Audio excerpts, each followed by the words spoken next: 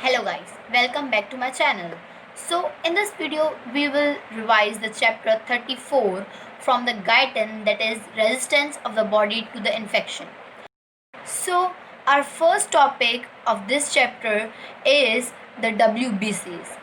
The first immunity is provided by the WBCs. The WBCs are for of six types. So here I am writing WBCs.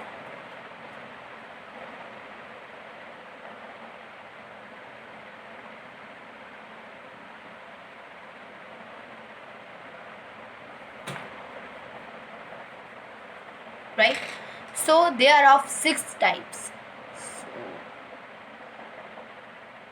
Right, then now I am naming these six here. They are divided into two groups, so I'll be writing here them into two groups. Right, the first one is uh, now you have to remember our trick, that is NEB, nab. Basically the spelling of the nab is NAB, but here the spelling is NEB. So first the neutrophils, second the eosinophils,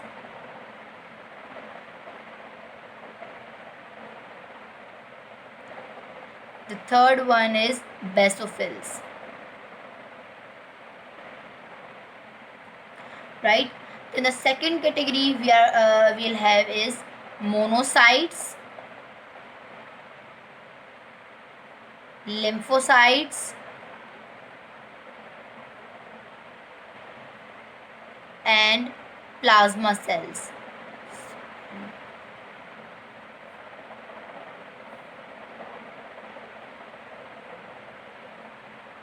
Right, so these are the six types of the WBCs present in our body. Now the quantity of the WBCs in our body is 7,000 per microliter of the blood. As we discussed about the RBCs, that its quantity in the blood in the body per micrometer of the blood is 4.7 to 5.2, like ranging average is taken as the 5. So the average quantity of the blood of the RBCs in the blood per microliter of the blood is 5, and here its quantity is 7,000. So here I am writing it 7,000 per microliter blood.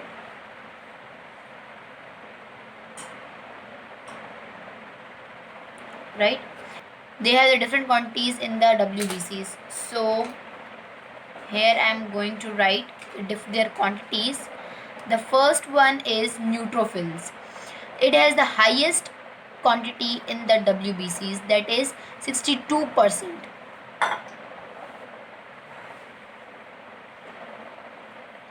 Then the eosinophils, that is 2.3%, and the basophils, that is 0.4%.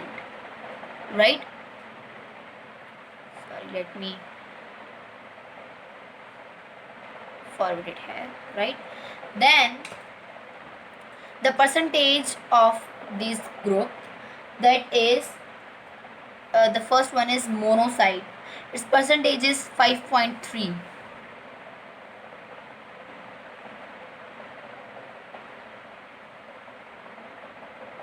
Then the lymphocytes, and then the plasma cells. The percentage of lymphocytes is 30%, and the plasma cell varies according to their need. So it has the variable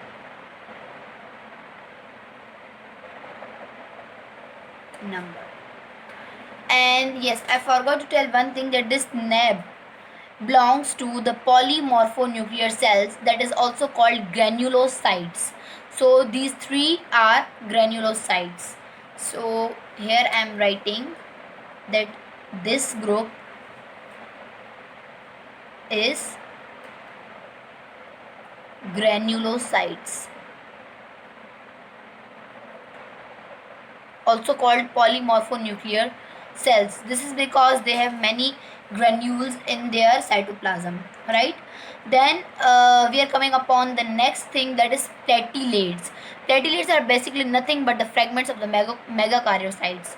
So the platelets, the number of the platelets is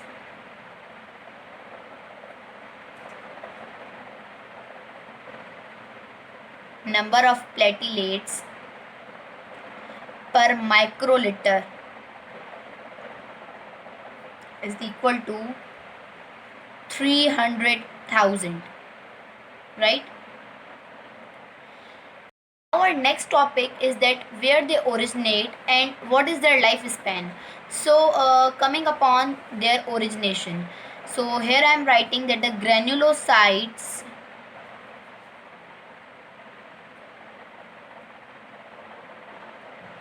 and monocytes originate in bone marrow, produced in bone marrow, right? While the lymphocytes and plasma cells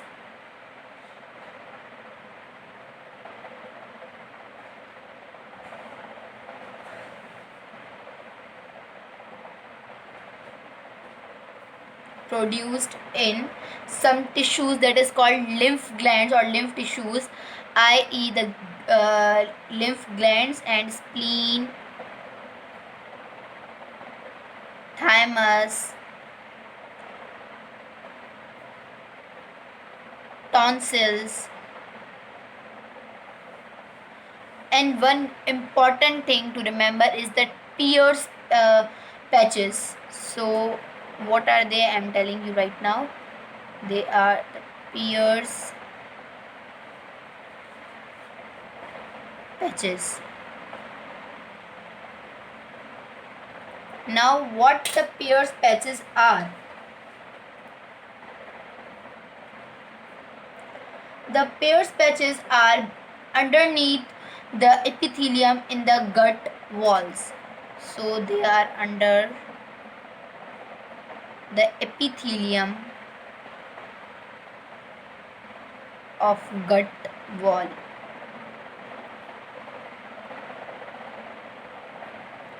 right? And yes, one more thing to remember is that a 6 day of supply of WBCs is generally present in our bone marrow. So if any case the WBCs production is stopped for any time because of any reason, then for the next 6 days we don't need the supply of the like WBCs. So here I am writing that 6 day supply, 6 day supply of WBCs present in bone marrow,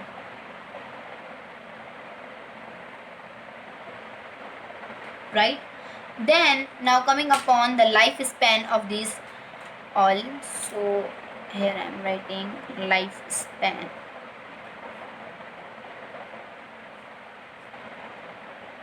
The lifespan of RBC we studied was 120 days. Now here first the lifespan of granulocytes, that is 4 to 8 hours in blood, while 4 to 5 days in tissues. And if it is involved in any kind of reaction, then its lifespan is decreased by some hours, right? Now the second one is a monocyte. Granulocytes include all the NAB, right? Neutrophils, basophils, eosinophils. The second one is our monocytes.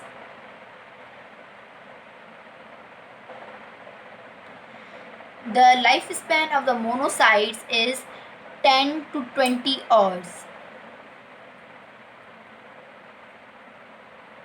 in blood, right? And when it goes into the tissues, it becomes the macrophage by increasing its diameter or its size up to 60 to 80 micrometers, about 5 folds than the monocytes, and then it has a large lifespan, so it converts into the macrophage. So here I am writing that it converts into the macrophage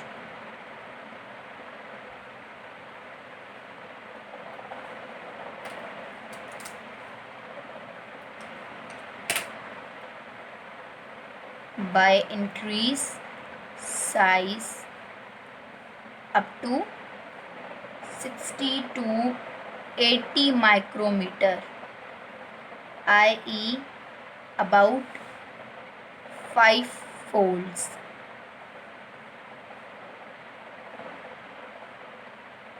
right? So the monocytes are immature one, the macrophages are mature one that fight against the infectious particle, right? Then the next one is our lymphocytes. So here the lymphocytes.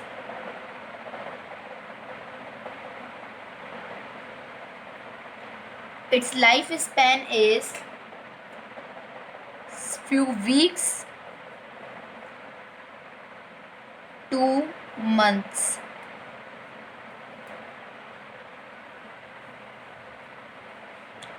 The last one is platelets.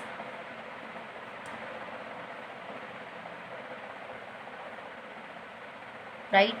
The lifespan of platelets is 10 days, and after every 10 days they are replaced, and 300,000 platelets are produced again, right?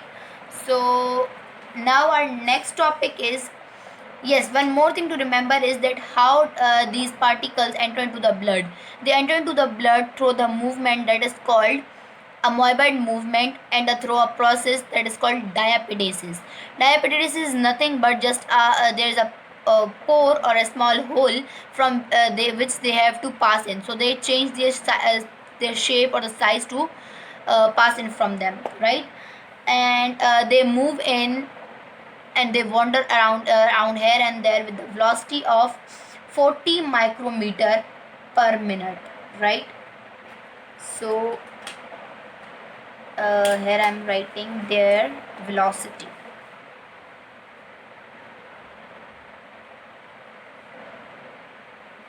That is 40 micrometer per minute, and they cover a distance as great as their length in each minute. So cover distance as great as their length, right? Then our next topic is that how the WBCs are attracted to the infectious site. They are attracted by through a process that is called chemotaxis, and some particles involved in the chemotaxis is the are called the chemotactic agents. And now I am writing here the chemotactic agents that causes the chemotaxis of the WBCs on the to the infectious sites. So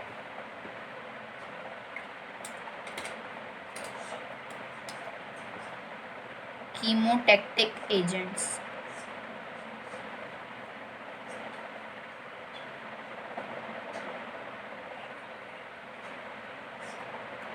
right?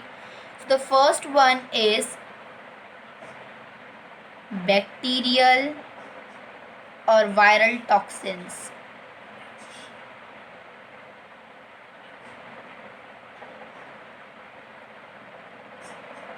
The second one is degenerative product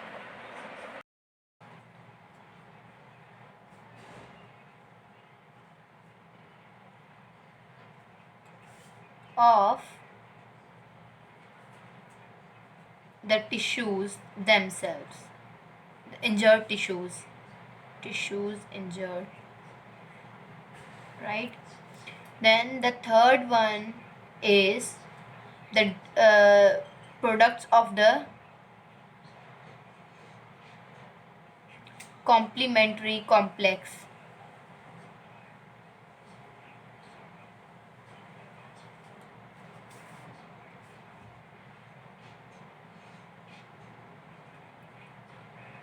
Then the fourth one is the reactions caused by the plasma clottings. Reactions by plasma clotting.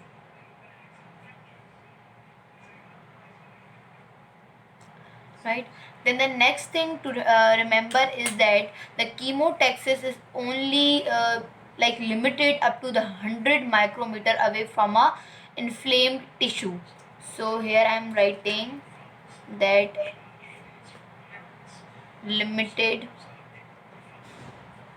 up to 100 micrometer from inflamed tissue.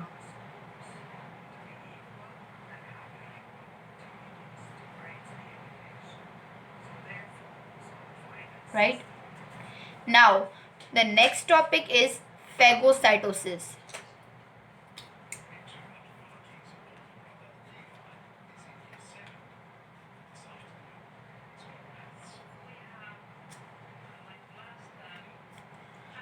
Now the phagocytosis is a process by which the cellular ingestion occurs. So here it's a process of cellular ingestion, right? Then the thing to remember about phagocytosis is that it occurs by the three selective processes. So three procedures.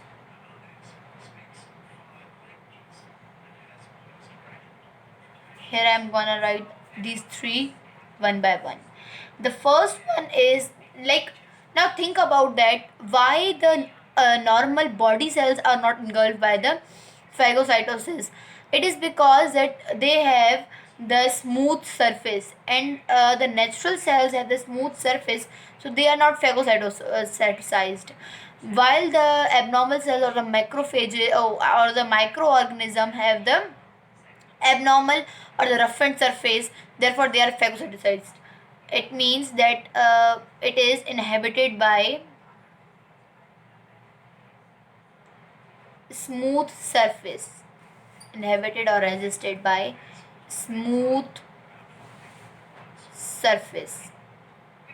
Then the second thing is that the natural cells have a protein coat which is led by the microorganisms, so resisted by protein coat. Then the third one is like when an organism is entered into the cell, then what happens is that its fragment is absorbed by the cell and it is put on its cell membrane as like showing or initiating a complex that is called complementary complex. So the phagocytosis initiate the complementary complex in order to kill that organism. So it initiate the it initiate complementary complex.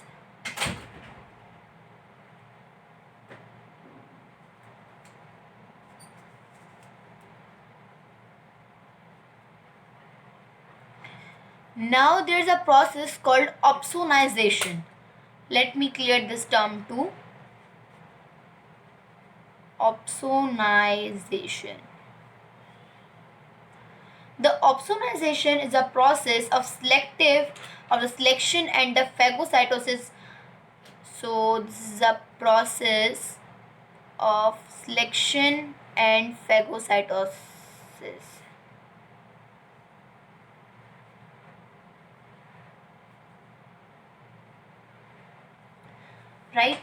Now the thing is that how the phagocytosis occur by the neutrophil. So here I am writing phagocytosis by, let me show you, by neutrophil. Now the phagocytosis by neutrophil is through a process like, as we know that the amoeba, we have studied about the amoeba previously in our lower classes. The what did the amoeba do is just when the food is near it, or food particle or something is near it, it projects its pseudopodia around it in the all direction, and then it takes it in inside through a vesicle. So the same is in the process of the neutrophil. It eats like a it ingests or phagocytosizes like a amoeba eating the food. So here I am writing like a amoeba, an amoeba eating food. Next thing to remember about the phagos of by the neutrophils is that it can engulf about 3 to 20 bacteria. Engulf 3 to 20 bacteria, right? Then the next one is by macrophages.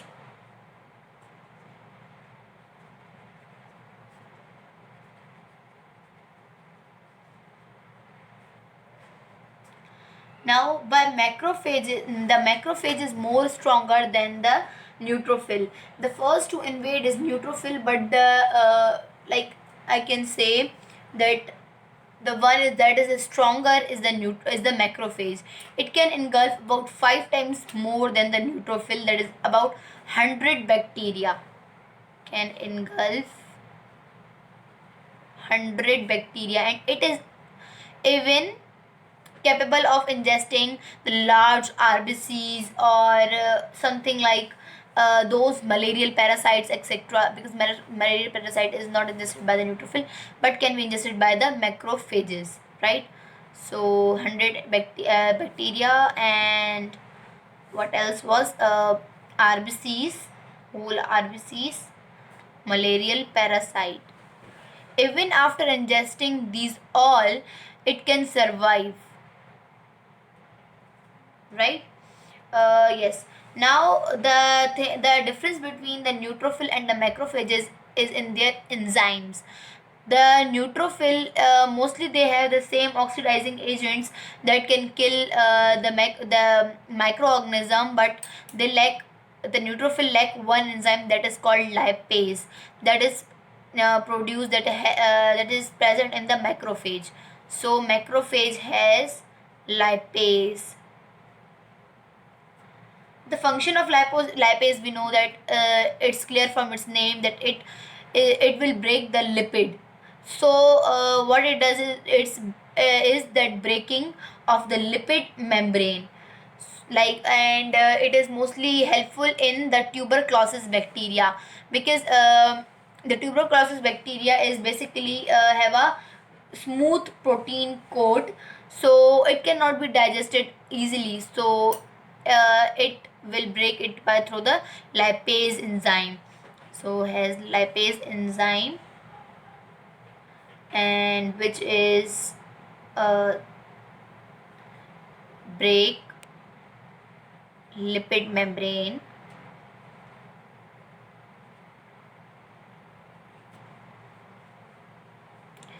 in case of TB, or I am writing tuberculosis bacillus.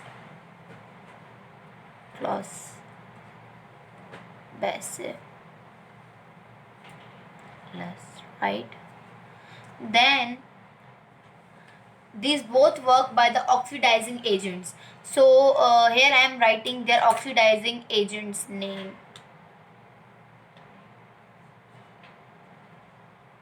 They have the oxidizing agents to kill the microorganism, or I can say the bactericidal agents. The oxidizing agents are H2O2,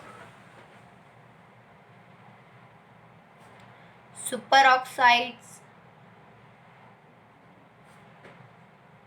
O2 minus. Then the last one was OH, hydroxyl ion, right? These are the oxidizing agents present in the neutrophil and the macrophage to kill the microorganism, right? Then the bactericidal agents. The bactericidal agents are basically that kill bacteria, right? And when the bactericidal agents are not working, or they are not able to kill that, like first of all, let me tell you about the bactericidal agents. Which one is bactericidal agent? Here is an important point to note that the myeloperoxidase catalyze reaction between H2O2 and chlorine to form hypochlorite.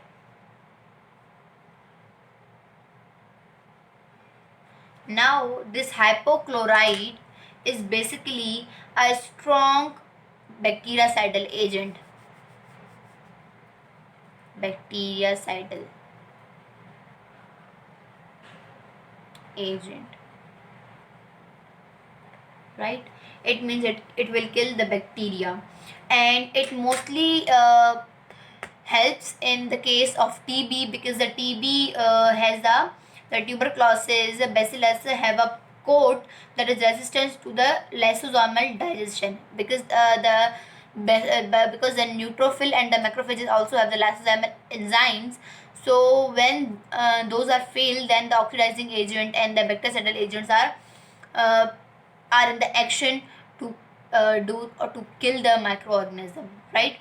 Then moving upon our next topic, that is monocyte macrophage system. So here I am writing monocyte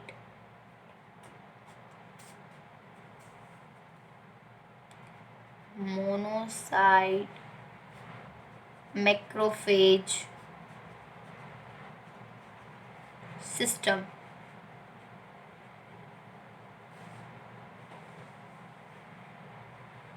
That is also called reticuloendothelial system.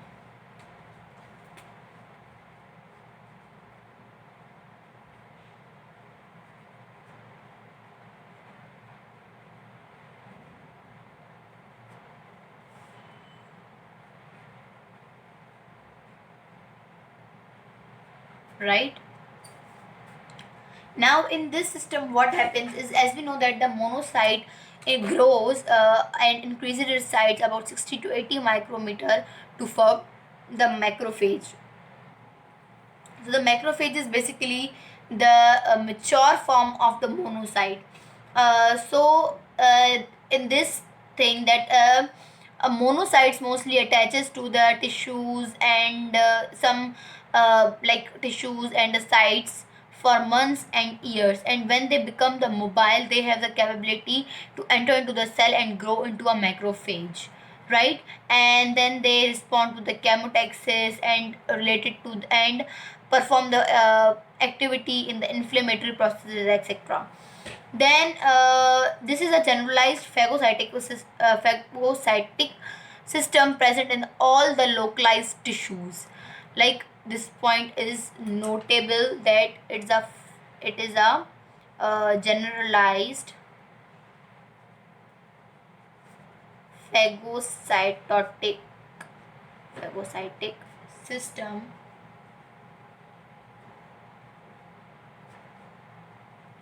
present in all tissues, right? Now the macrophages of specific site have been given a specific name. Like the first one is the macrophages of skin and the subcutaneous tissues that are called histiocytes. So here I am writing histiocytes.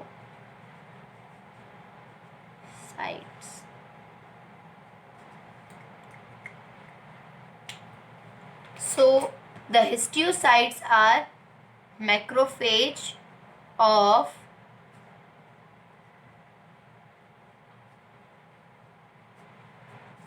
skin and subcutaneous tissues.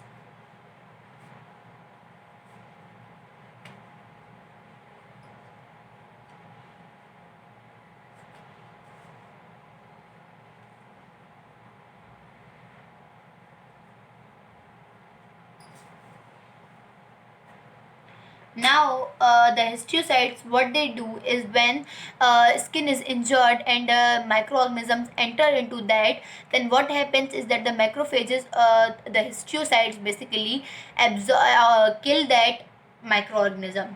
Then the second one is macrophages in the lymph node. Macrophages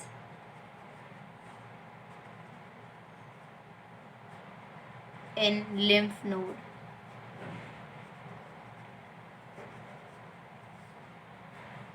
Now how the macrophage enters into the lymph node, the course of the macrophage is the first from the afferent lymphatic,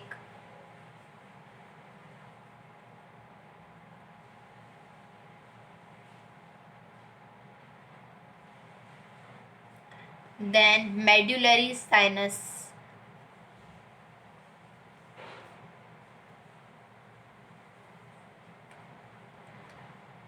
the medullary sinus is basically a meshwork of tissue of the lymph nodes where the microorganisms is trapped here and is engulfed. Then from here it is digested by the macrophages and the product of it is gone to the hilus, then efferent sinus, and then it enters into the venous blood, right? So the portion I am marking is a place where the macrophages are eaten up, so it's medullary sinus, right? Then the next one is are the macrophages in the lungs. So here I am writing in lungs, the alveolar macrophages, right? Alveolar is basically called the lungs, alveolar, right? So the macrophages in the lungs are like they have the lysosomal enzymes etc to digest that. So the first I'm when the like if the microorganisms is entered into our body through our nostrils, the nasal canal etc, so what happens is that the microorganisms is entered into our lungs, then there it is phagocytosized by the macrophages of the lungs. And how they do it? So they do it so by first they try to engulf or digest it in the normal way, but if it is not digestible, then it creates a cell, a giant cell around it, a giant cell capsule basically around it. And then the giant cell capsule, what happens is that it is slowly digested, so it forms the giant cell capsule, forms giant cell capsule, which is slowly absorbed, right? Then the next one is the macrophages in liver that are also called Kupffer cells. So here I am writing Kupffer cells, Kupffer cells. These are the macrophages of the liver. of liver. Now what happens to the Kupffer cells is that the first course I'm going on the course of the Kupffer cells. Now when the bacteria invades the body through the GIT or the gastrointestinal tract, some bacteria from the ingested food passes into the liver, right? Then they are entrapped in the liver sinusoids that are the place where the Kupffer cells are lined to around it. So first I am going on the course of the ingestible bacteria or the microorganism. That is the first it enters by the GIT, where it mixes with the GIT mucosa. Then it enters the portal blood, and then liver sinusoids, and here they are completely digested. So the marked ones have the Kupffer cells around them, and here they are digested by the Kupffer cells, right? The time taken by the Kupffer cells to digest the microorganism is 1 upon 100 of a second. So the time taken by Kupffer cells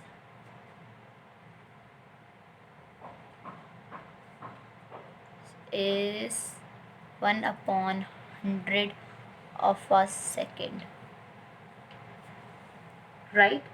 Now the macrophages of spleen and bone marrow. In spleen and bone marrow.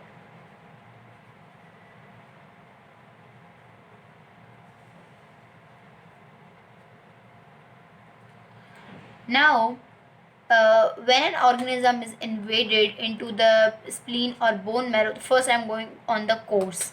So its course is like something that the first it enters into the splenic small arteries, from small arteries into splenic capsule, because the splenic capsule is attached to the small arteries, right? Then the from the splenic capsule to the splenic pulp, and in the splenic pulp they are digested, and then from there small capillaries, right? So here is that, and here it is digested. Now basically the splenic pulp is a mesh work, and the spleen is basically similar to the lymph nodes, except in one point, that is that the instead of the lymph flowing through the tissue spaces, the blood flows in the spleen, right? So I'm not writing it here. And then one more thing to remember about the spleen and the bone marrow macrophages is that it in the splenic pulp, here the old RBCs and abnormal RBCs and whatever unwanted waste is absorbed. So our like when we say that the RBCs, those RBs that have the completed their 120 days are phagocytized in the splenic are in the spleen, so they are phagocytized in the basically in the splenic pulp here. So here I'm writing that old RBCs, not only old but basically abnormal or etc, we can say that, as we learned in our last video, in the case of like abnormal sickle cell anemia etc, right? Then our phagocytosized hair,